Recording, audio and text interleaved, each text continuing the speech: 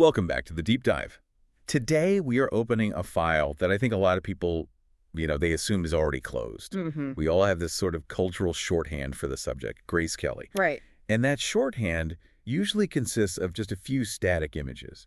A Hermes bag, a black and white close-up from a Hitchcock movie, and a tiara. The fairy tale. It's the ultimate fairy tale, right? The American actress who becomes a real-life princess. That is the narrative we have been sold for, about 70 years now, and it is a powerful narrative. I mean, it works. Oh, absolutely. But it's also incredibly reductive. If you actually dig into the source material, the biographies, the studio archives, the letters, you realize that fairy tale is the wrong genre entirely. Wrong genre, I like that. Yeah, we're looking at a story about discipline, about strategic image curation, and really about two very distinct, very high-pressure careers.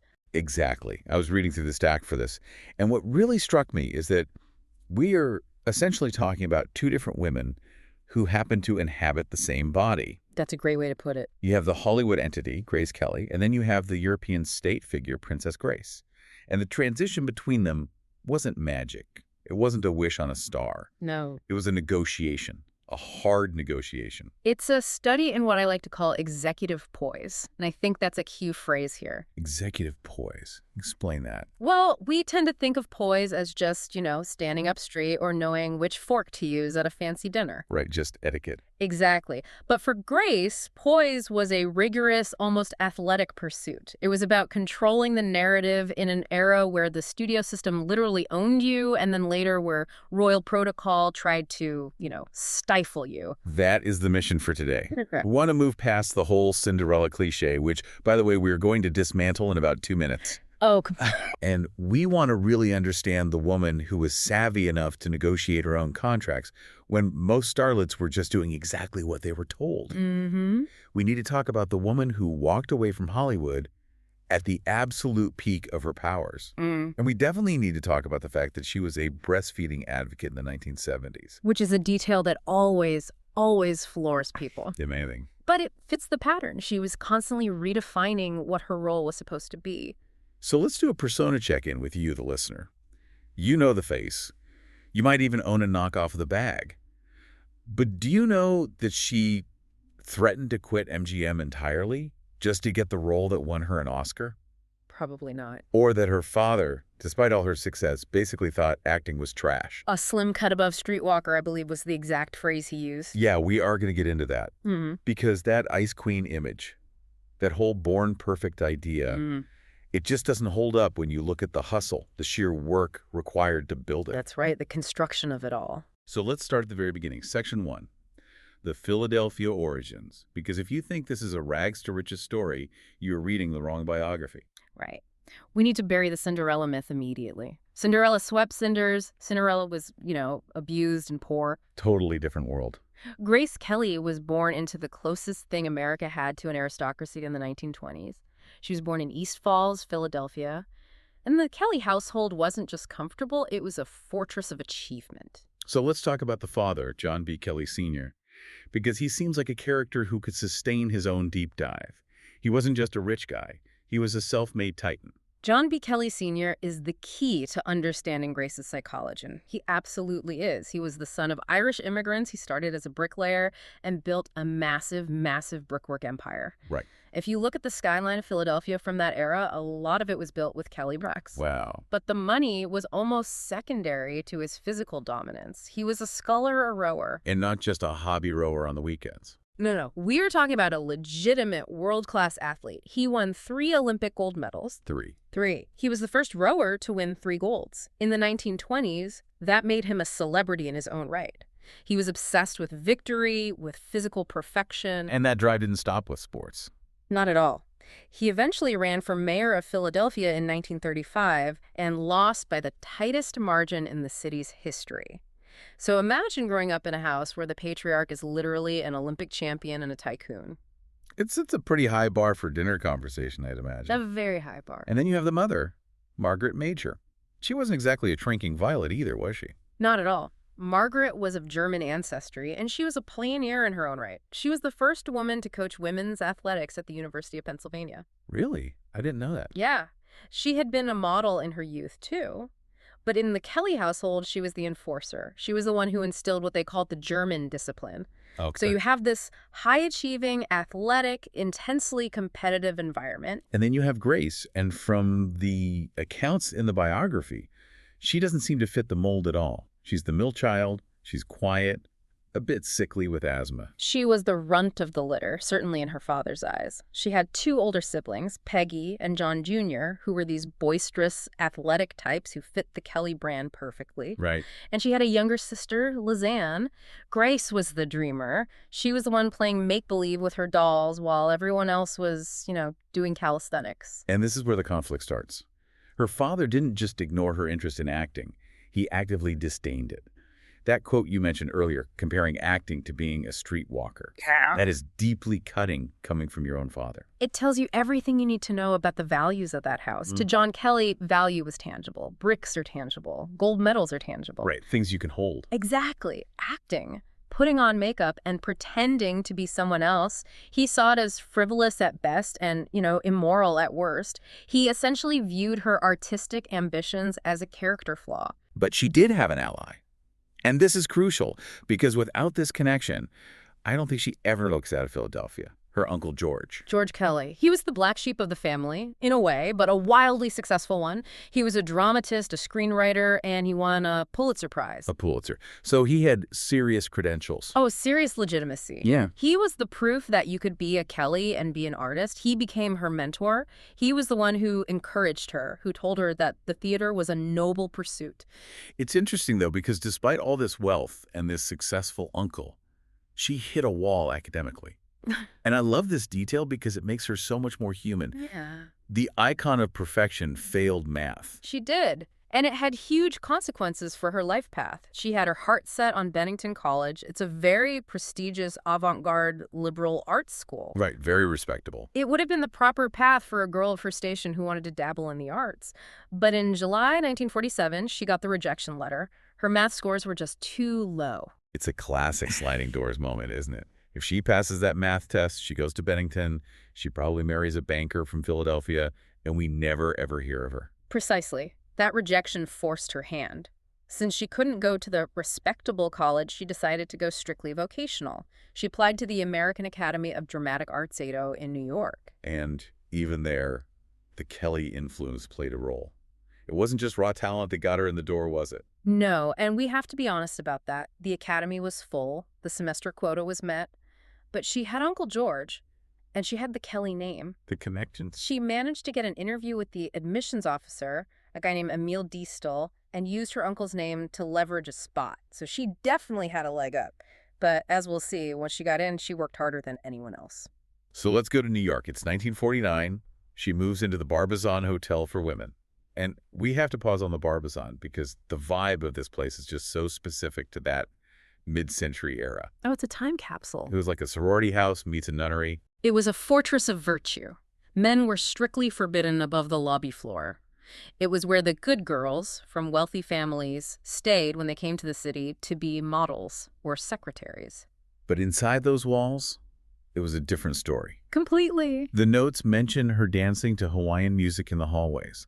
This image of Grace Kelly, who we think of as this frozen, perfect statue shimmying down the hallway, potentially topless. That is the anecdote, and it highlights that she wasn't born the Ice Queen. She was young, she was away from her very strict parents for the first time, and she was, exploring who she was. Braiding your hair down. Exactly. She was known among the other girls as being fun, a bit goofy even. The Ice Queen was a persona she constructed much later, mostly for protection. And speaking of construction, let's talk about the voice. Because when you hear Grace Kelly speak in a movie, it's this very specific transatlantic patrician accent. Darling, really. But that wasn't her natural accent, was it? No, she had a Philadelphia accent. A Philly accent can be quite nasal, a little harsh. When she got to the academy, her instructors told her flat out, you need to fix your speech if you want to be a serious dramatic actress. So she bought a tape recorder. Which was high-tech stuff in 1949. Very cutting edge. It was. And she treated it like her father treated rowing. She drilled. She practiced her vowel sounds over and over. She learned to lower her register to get that throaty quality. She literally engineered her voice. It's another example of that work ethic. She didn't just rely on her looks. She built the tool set from the ground up. That's right. So she's grinding in New York.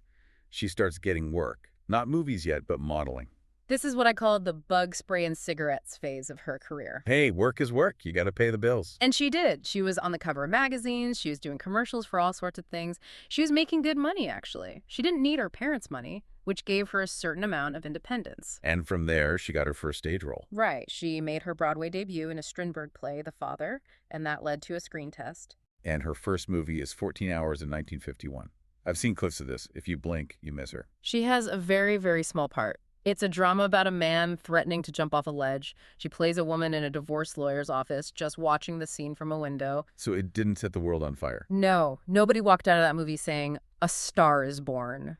Not even close. But then comes 1952. Okay. High Noon. Gary Yeah. Cooper. This is one of the greatest Westerns ever made. Grace plays the Quaker bride, Amy Kane. Now, looking back, we see this as a classic role. But at the time, the reception was chilly. That is putting it mildly. Alfred Hitchcock, and we need to remember he hadn't met her yet, saw a screening of High Noon. His assessment, he called her performance mousy. Mousy, that is rough. From Hitchcock, of all people. It's brutal. He thought she lacked animation, and honestly, if you watch High Noon without the rose-tinted glasses of history, you can kind of see what he meant. Yeah, she is playing a Quaker, so she's supposed to be restrained, but she comes off as stiff. A lot of critics said she was cold, that she didn't have much range. She was beautiful, yes, but she wasn't electric. So she's at a crossroads. She's done a big movie, but she hasn't popped. She's seen as maybe just another pretty face.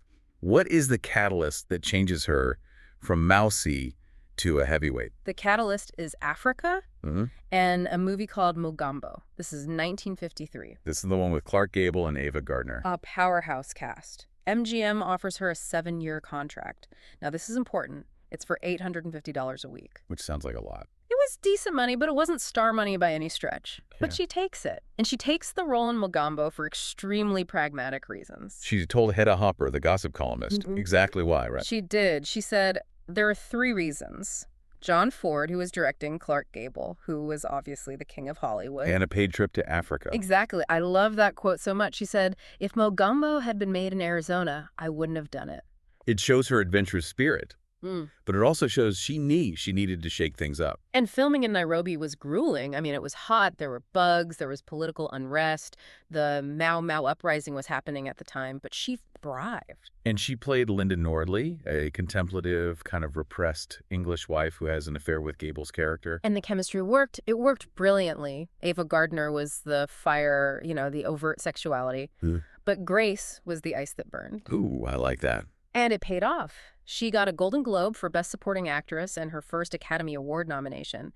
And suddenly, the critics who called her mousy were calling her subtle and intelligent.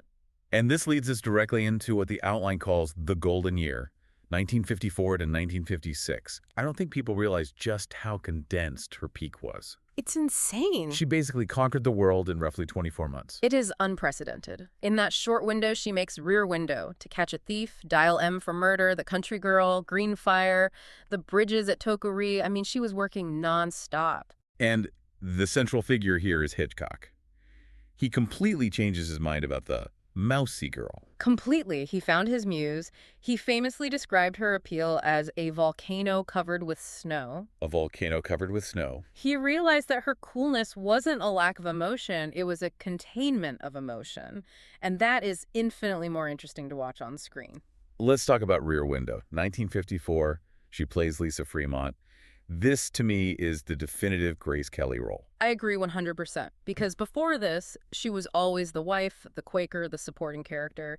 In Rear Window, she is the aggressor. She is a wealthy Manhattan socialite working in fashion, and Hitchcock films her like a goddess. That entrance scene, where she turns on the lights one by one and then leans in to kiss James Stewart. It's iconic.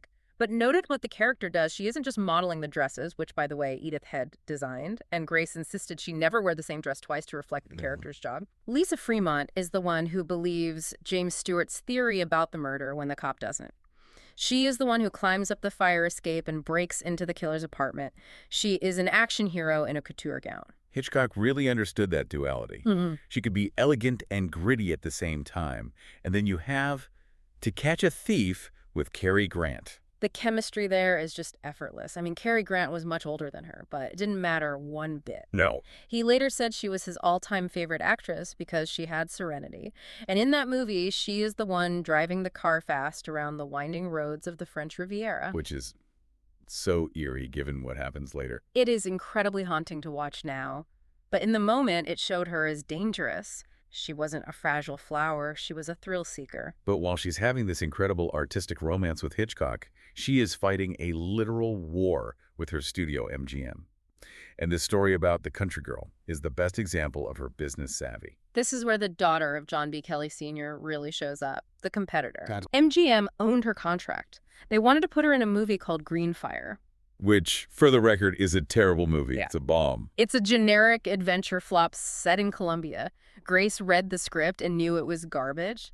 At the same time, she read the script for The Country Girl at Paramount. A completely different kind of film. Night and day. This was a gritty black and white drama based on a Clifford Odets play. She would play the dowdy, bitter wife of an alcoholic actor played by Bing Crosby. It was the ultimate deglammed role. No makeup, glasses, cardigans. Exactly. It was the role you take to prove you can really act, but MGM said, no, you work for us. You are doing Greenfire. Most actresses in 1954 would have just sighed and said, yes, sir. What did Grace do? She went nuclear. She walked into the executive's office and said, if you don't loan me out to Paramount for The Country Girl, I will pack my bags, move back to New York, and retire from the movie business today. She bluffed the biggest studio in the world. And they knew she wasn't bluffing. That was the key. They knew she had family money. She didn't need this job. So they folded. They made a deal. She had to do Greenfire first, which she hated, but then she could do The Country Girl. And the gamble paid off. Big time. She delivered this raw, completely stripped-down performance, and at the Oscars in 1955, she won Best Actress. And you have to listen to who she beat. Judy Garland for A Star is Born. Yes, that is a heavyweight upset. It was massive. Judy Garland was the sentimental favorite. Everyone thought she had it locked. But Grace proved she had the range. She wasn't just Hitchcock's blonde mannequin. She was a serious dramatic force. So picture this. It's 1955. She has the Oscar on her mantelpiece. She's the highest paid, most sought-after woman in Hollywood. She heads to the Cannes Film Festival to lead the U.S. delegation. She is literally on top of the world. You can't get any higher. And then the plot twists. The pivot. While she was at Cannes, the magazine Paris Match arranged a photo opportunity. They wanted to pair the Queen of Hollywood with the Prince of Monaco, Rainier III. The meet cute. But reading about it, it sounds like a disaster of a day. It was a logistical nightmare from start to finish. There was a strike in France, so the electricity was out at her hotel. She couldn't dry her hair. She couldn't iron her dress. She's already stressed. Very. She had to wear a dress she didn't really like because it was the only one that didn't need ironing. She gets to the palace, and the prince is late. Not a great start to a royal romance. No. But when he finally arrived, he offered her a tour of his private zoo, and something just clicked. They spent the afternoon walking the gardens. It wasn't an explosion of passion, though. It was intrigue. And after she left, they started writing letters. For a year. And the source material describes this correspondence as a rational appraisal on both sides. That sounds very un-Hollywood. Rational appraisal. It sounds like a business deal. But look at their situations. Rainier was 32. He ruled this tiny principality that was struggling financially. And, crucially, under a treaty with France, if the Grimaldi line died out without an heir, Monaco would revert to France. So he needed a wife. He needed a wife. He needed an heir.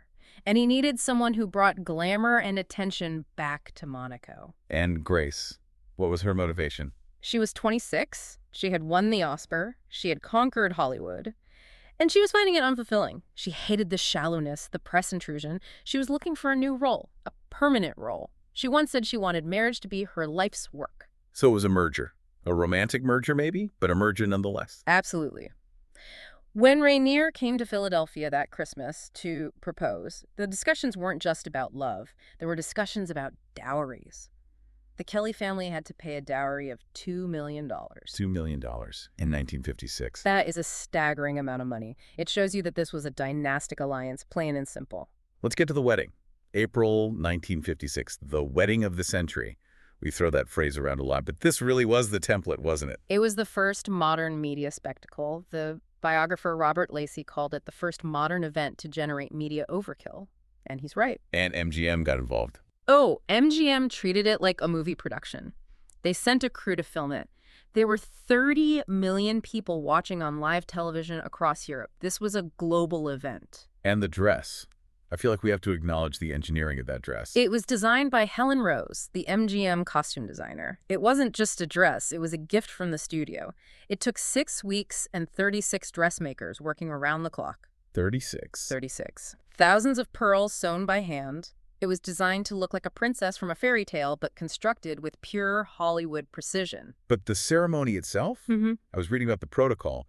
It sounds absolutely exhausting. It was a marathon. Under the Napoleonic Code and church law, they had to be married twice. First, a civil ceremony in the palace throne room. Okay. It lasted significantly longer than necessary because they had to read out every single one of Grace's new titles. How many titles are we talking about? 142. 142 titles. Duchess of this, Baroness of that. It took 20 minutes just to read the list. Yeah. And Grace had to sit there and just listen to the weight of the institution being placed on her shoulders, title by title by title. And with that, the acting career is over.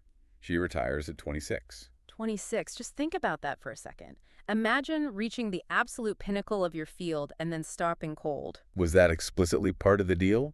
Did Rainier say, no more movies? It was implied, and then it was enforced.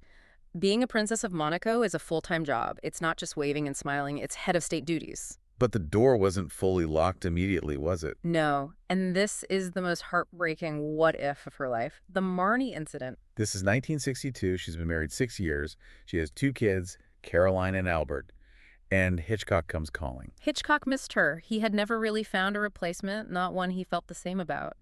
He sent her the script for Marnie. He wanted her to play the lead. And this was not a princess role. Not at all. It's a kleptomaniac with severe psychological issues who is blackmailed into marriage. It's dark stuff. Very dark. Grace read it. She wanted to do it. She missed the work. She missed the creativity. She actually said yes. The palace made an official announcement that she would return to Hollywood for the summer to film it. And the reaction in Monaco was not. It was catastrophic. The people of Monaco were horrified. They said, "Our princess cannot play a thief. She cannot kiss another man on screen." It was seen as degrading to the dignity of the state. So she had to pull out. She had to publicly withdraw. And Hitchcock was devastated. She ended up casting Tippi Hedren, of course. But Grace was heartbroken. That was the moment she realized there was no going back. The door was sealed. She had to fully commit to her new job. So let's talk about that job. This is section 5. The job of being Princess Grace. Because I think people assume she just sat around eating bonbons and cutting ribbons. Right. But she approached this role with the same intensity she approached the country girl. She professionalized the role of the consort. Before Grace, Monaco was a bit of a fading gambling resort. She turned it into a cultural hub. She didn't just lend her name to charities, she ran them. Let's look at the organizations. She became president of the Red Cross of Monaco. That's standard royal stuff. But then there's Seaman Day. Amade Mondiale. This is significant. She founded it in 1963. She had seen the suffering of Vietnamese children during the war, and she wanted to create an organization focused on children's rights globally. So this wasn't just a local thing. No, this wasn't just fundraising for a local hospital. Oh, Amade gained consultative status with UNICEF and UNESCO. She was operating on a high-level diplomatic stage, advocating for child welfare laws. And the breastfeeding thing, I keep coming back to this because it feels so counterintuitive for a conservative royal in the 1970s. It was radical. It really was. You have to understand the context. In the 60s and 70s, among the upper classes, and especially royalty, breastfeeding was often seen as something you just didn't do. Right. Formula was the modern scientific way. Exactly. Or wet nurses had been the historical tradition for the aristocracy. But Grace breastfed her own kids. All 3 of them, Caroline, Albert, and Stéphanie. And she didn't hide it. She became an honorary member of the Leleche League, which is a breastfeeding support organization. That's incredible. And in 1971, she flew to Chicago to speak at their conference. Imagine walking into a conference hall in Chicago and Princess Grace is on stage telling you why breast is best. She spoke to 3,000 people. She used her platform to normalize something that was being pushed out of fashion by corporate interests. It showed she wasn't afraid to be maternal and physical in a way that defied the stiff upper lip royal expectation. She also kept a hand in the business world, didn't she? She joined the board of 20th Century Fox in 1976. One of the first women to sit on a major studio board. That was her way of staying connected to her old industry. She couldn't act, but she could help steer the ship. She also became a cultural preservationist. Monaco was modernizing rapidly, right? Lots of concrete high-rises going up. It was becoming a concrete jungle, yes. Rainier was very pro-development. Grace was the one who fought to save the Belle Epoque architecture. She ensured that the old charm of Monte Carlo wasn't completely bulldozed. And she had her other creative outlets. She was desperate for them. She founded the Garden Club and wrote a book on flower pressing. My Book of Flowers. It sounds quaint, like a little hobby, but she took it seriously. She created these intricate collages that were exhibited in Paris. If she couldn't act, she would arrange flowers. If she couldn't star in a movie, she would narrate documentaries. She was always trying to find a way to let the artist out without breaking protocol. She built a life. Yeah. A full, productive life. She raised 3 kids. She put Monaco on the map in a new way. And then we get to 1982, Section 6, The Tragedy. September 13th, 1982, a date that just changed everything for that family and for Monaco. Let's walk through the details because there was so much confusion and misinformation when it happened. She was at their country home, Rock Eagle. Yes, up in the hills above Monaco. She was driving back down to the palace. She had her youngest daughter, Stéphanie, who was 17 at the time, in the passenger seat. And she was driving herself. The chauffeur offered to drive, right? Yeah, he did. But the car, there was a Rover P6 3500, was full of dresses and boxes, and Grace said there wasn't room for the chauffeur. She said, "I'll drive." It's such a mundane, everyday decision, a decision about luggage space that leads to a catastrophe. They were coming down this steep, winding road, the same kind of road she famously drove in to catch a thief. It wasn't the exact same road, despite the urban legend, but it was very similar geography, a hairpin turn. And the car didn't make the turn, it plunged over the edge, rolling about 100 feet down the mountainside. Now, immediately after the crash, the palace released a statement. And this is where the controversy started. They said it was brake failure. The palace press office went into protective mode. They downplayed it. They said she had a broken leg. They blamed the car. But the truth was much, much more serious. Because investigators looked at the car. Police and engineers from Rover flew in. They examined that wreck from top to bottom. There was no brake failure. The brakes were fine. So what happened? The medical evidence showed that Grace suffered a mild cerebral hemorrhage, a stroke while she was behind the wheel. She blacked out or lost motor control. And there is this heartbreaking detail about the gear stick. This is the detail that really sticks with me. The Rover P6 had a safety feature, a mountain gear for steep descents that uses the engine to brake the car. Okay. When they found the wreck, the gear stick was in standard drive mode. It suggests she wasn't mentally present enough to engage the safety gear. She was incapacitated before the car even left the road. And Stéphanie survived. She did, with a concussion and a fracture of the vertebrae. But Grace never regained consciousness. She had a second massive hemorrhage in the hospital. And the next day, Prince Rainier had to make the impossible decision to turn off the life support. She was only 52. 52. She had lived 1,000 lives in those years, but it was still shockingly young. The funeral was, well, it was the flip side of the wedding, wasn't it? It was. The same global scale, but completely tragic. Cary Grant was there, openly weeping. Nancy Reagan represented the U.S. Princess Diana was there, which is so poignant given her own fate later. It really felt like the end of an era. And Rainier? Rainier was broken by it. He never remarried. When he died in 2005, he was buried right next to her. Let's talk about the legacy, Section 7, because she has been gone for over 40 years, but she is still everywhere. She is the archetype. Every single time a celebrity marries into royalty, Meghan Markle is the obvious example, the comparison is made to Grace. She wrote the playbook. And the fashion.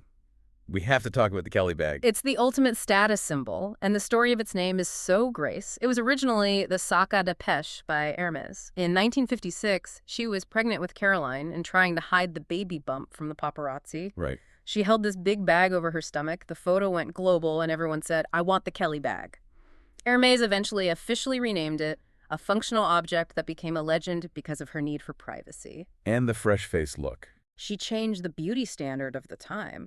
Before her, the 50s look could be quite heavy, very constructed. She favored minimal makeup, scrubbed skin, pearls, the girl in white gloves, as Time magazine called her. It was a look that said, I don't need to try too hard. Culturally, she inspired Andy Warhol. She inspired the character of Betty Draper in Mad Men. Even Billie Eilish at the Met Gala a few years ago, that gown was pure Grace Kelly. The silhouette endures. But I think her institutional legacy is even more important. The Princess Grace Foundation, USA. That was founded by Rainier. Yes, immediately after she died, in her memory. It supports emerging artists in theater, dance, and film. They have given away over $15 million in grants. That's amazing. And it's perfect because it supports the struggling artists, the people. Grace was back at the Barbizon Hotel. It honors the hustle part of her life, not just the royal part. And Prince Albert, her son, actually bought her childhood home in Philadelphia. He did. The house in East Falls, he bought it, restored it, and now it serves as a base for the foundation. It brings the story full circle, from the brick house that John B. Kelly built back to supporting the arts.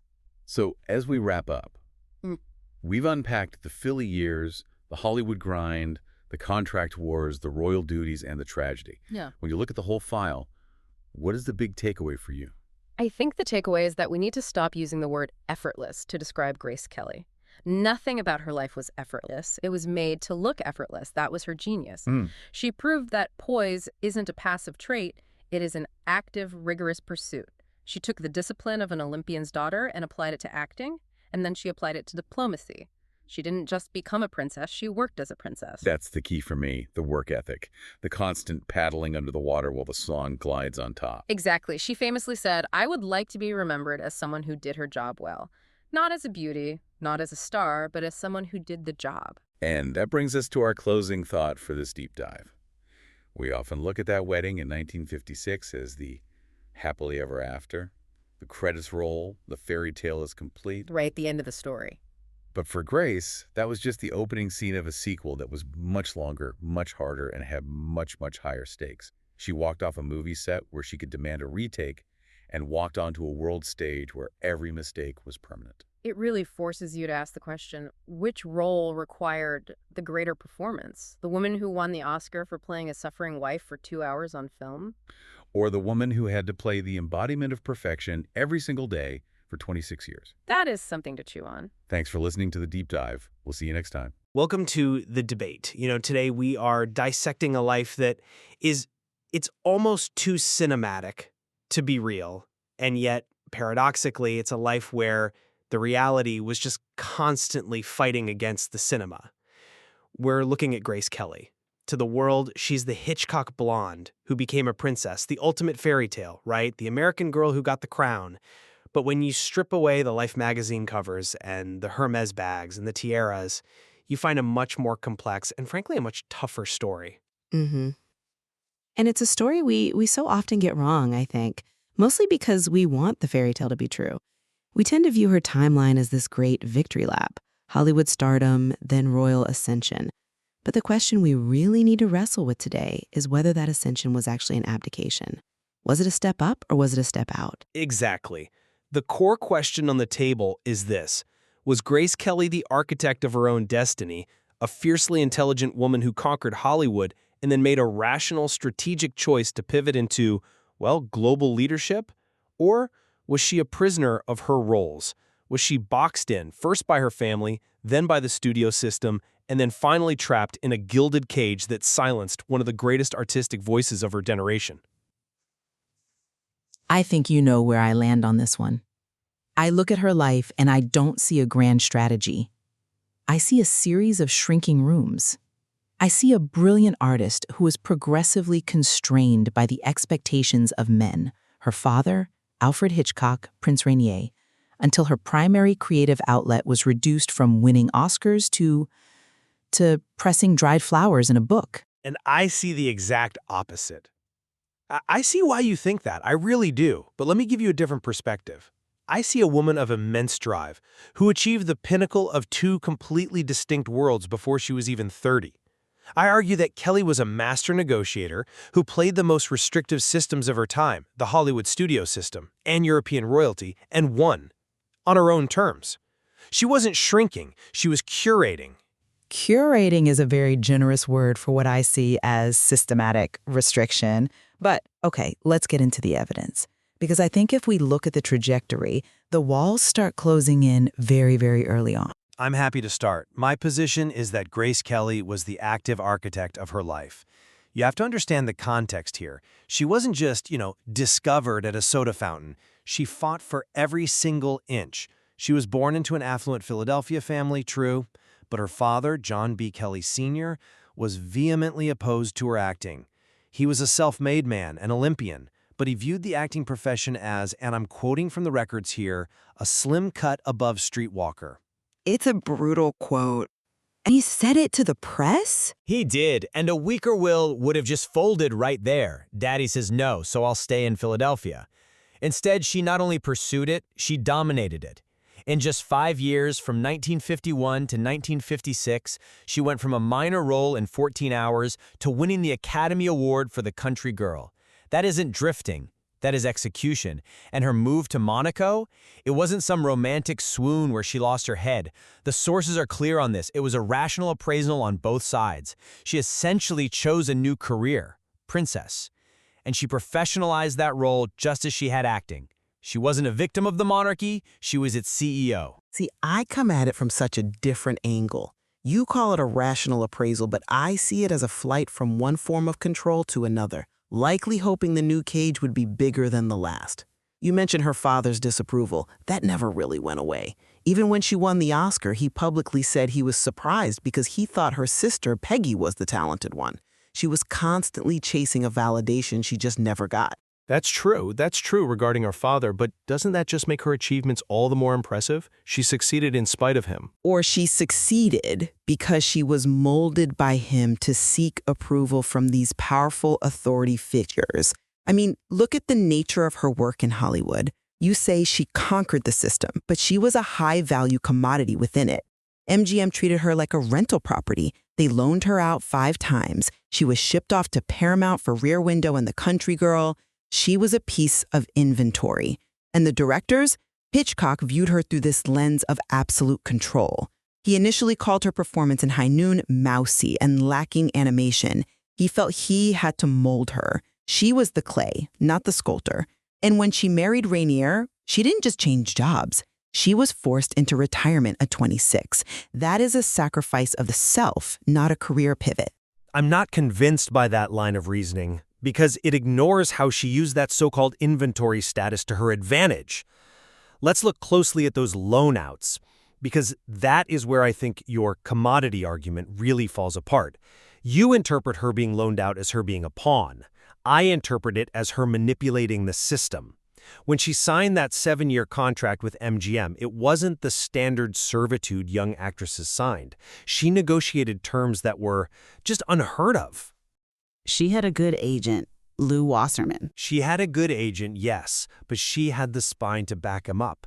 She demanded time off every 2 years to work in the theater. No other starlet was getting that clause, and she refused to live in Los Angeles, insisting on staying at Manhattan House in New York because she hated the superficiality of LA. That is not the behavior of a passive rental property. She was dictating where she lived and how she worked. She treated MGM like a distribution partner, not a boss. But did those clauses actually give her artistic freedom? Look at the roles MGM actually wanted for her. They typecast her immediately.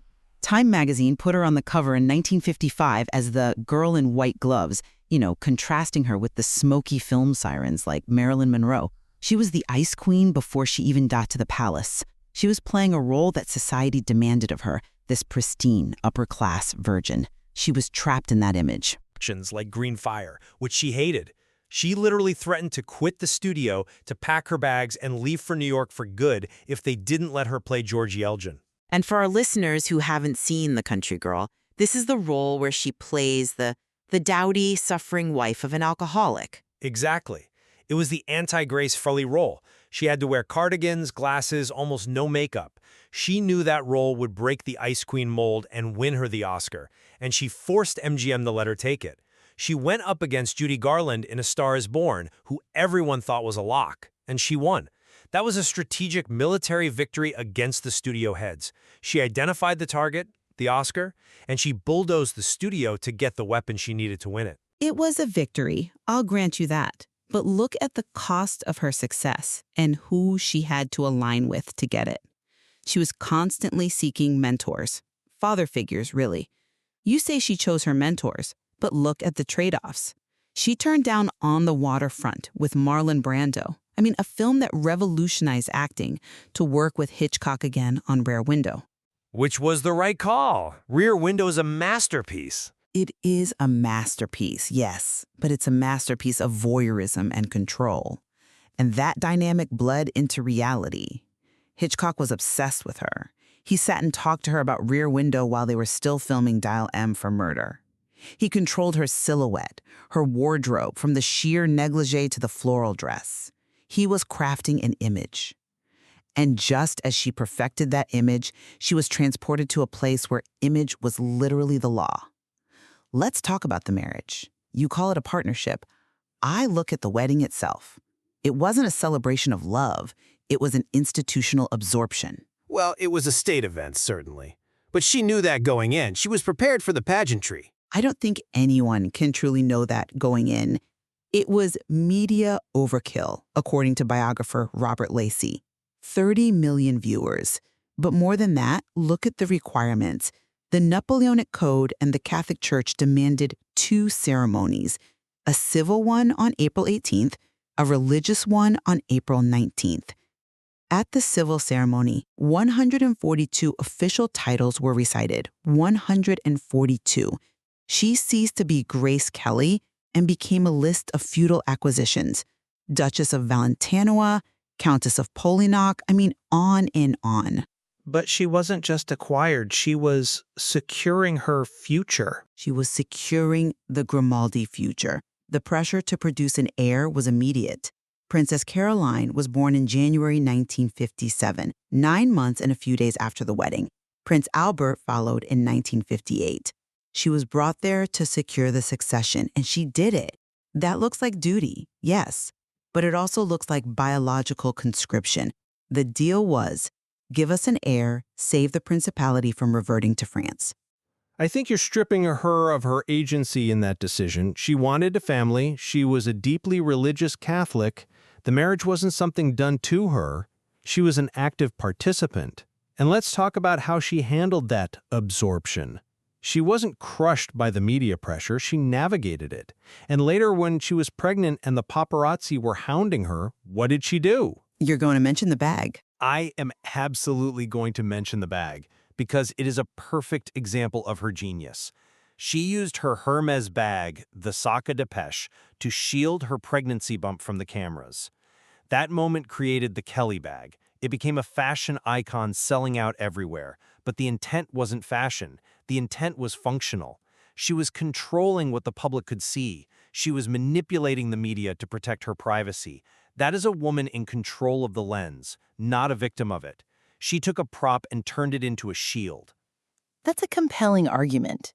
But have you considered that it's also a symbol of her hiding? I'm sorry, but I just don't buy that the Kelly bag moment is a triumph of agency. It's a symbol of her needing a shield. She was constantly shielding herself. And once the heir was born and the succession was secure, what happened to the artist? This is where the tragedy really sets in for me.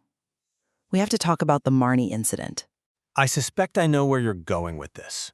It is the smoking gun of her constraint. In 1962, 6 years into the marriage, Hitchcock comes back. He offers her the lead in Marnie. She is eager. She wants to do it. It's a chance to reclaim her art, to work with her mentor again.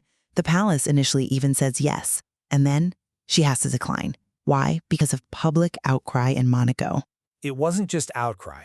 It was a complex political situation. You have to remember, in 1962, Monaco was in a massive standoff with France. Charles de Gaulle was threatening to cut off electricity and blockade the principality over tax laws. It was a crisis. Which makes it even worse. She was a pawn in a geopolitical game. But the core reason given was that the people, and likely Prince Rainier, did not want their princess playing a kleptomaniac on screen. Even if the political timing was bad, the message was clear. The role of princess supersedes the role of artist. She was censored by her station. Later, Herbert Ross tried to cast her in The Turning Point in 1977. Rainier just dismissed the idea out of hand. Her creative output was reduced to narrating documentaries like The Children of Theater Street or reading poetry. This is one of the greatest actresses of her generation, someone Cary Grant preferred over Ingrid Bergman, and she's reduced to cutting ribbons. I see why you think that, but let me give you a different perspective on her work as a princess.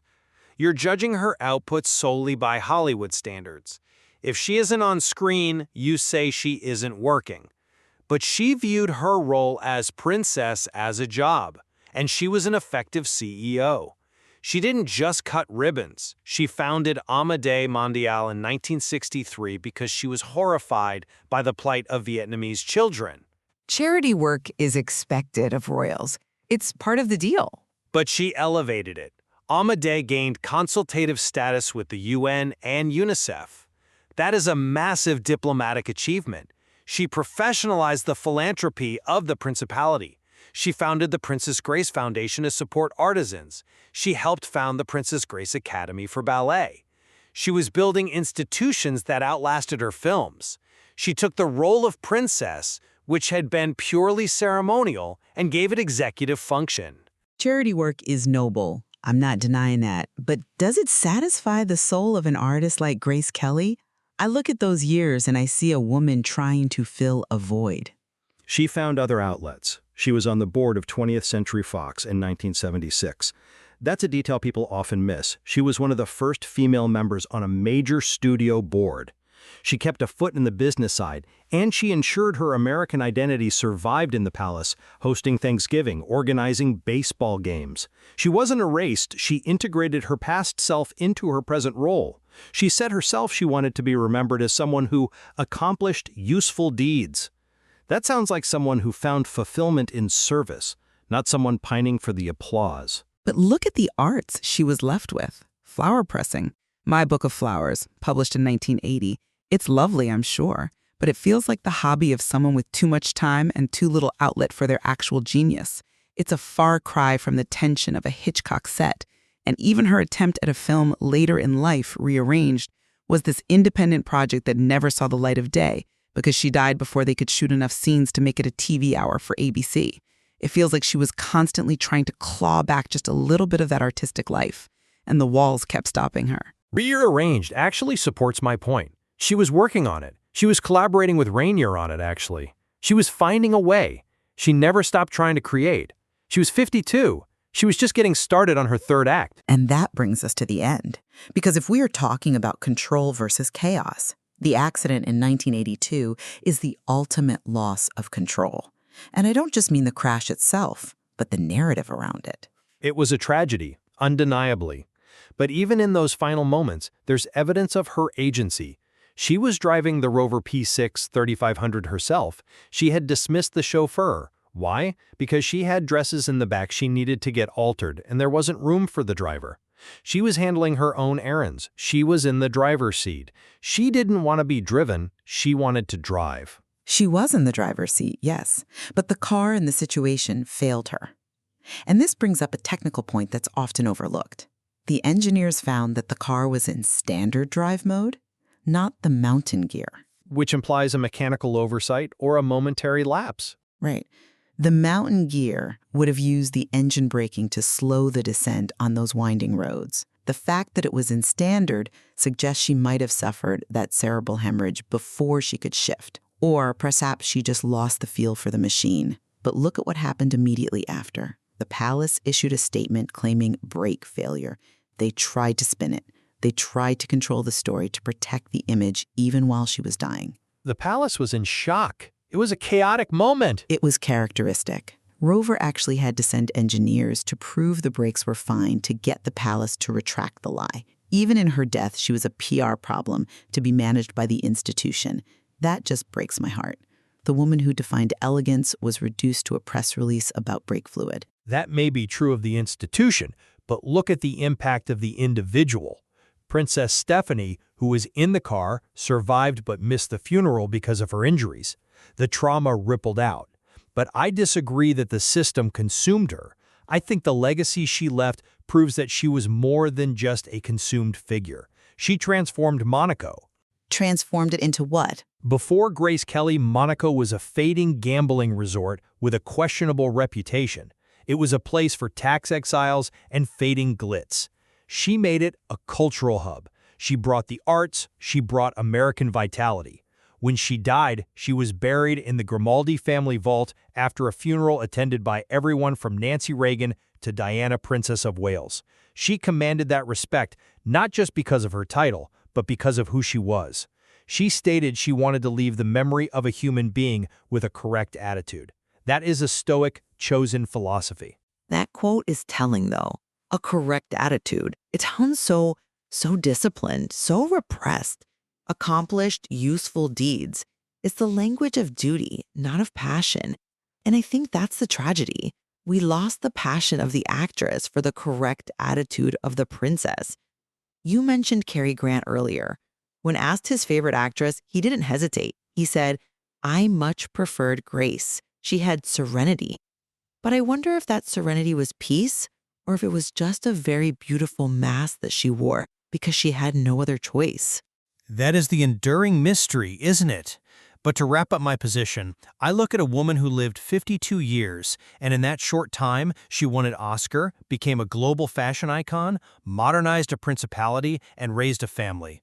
You don't do that by being a victim. You do that by being an architect. She built a life that most people couldn't even dream of, and she did it with a precision that was entirely her own. She played the hand she was dealt, and she won every round. And I look at a woman who was traded from a father who called her acting a step above street walking, to a studio that rented her out, to a prince who refused to let her work.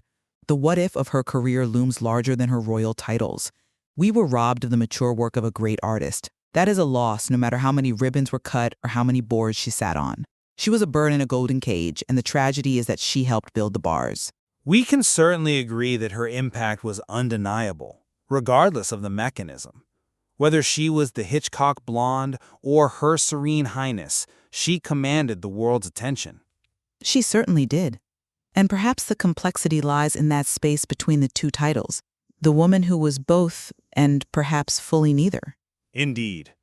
We encourage our listeners to go back and watch Rear Window, watch The Country Girl, really watch her performance, not just her face, and read up on the history of the Grimaldis. There is so much more to explore in the archives. Absolutely. It's a fascinating, if heartbreaking story. Thank you for joining us on The Debate. Thank you.